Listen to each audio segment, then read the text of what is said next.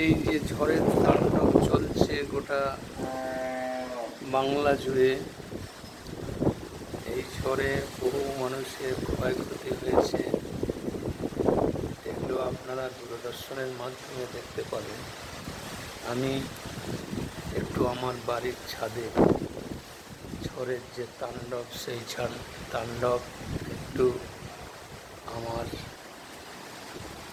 Camera বন্দি করছি।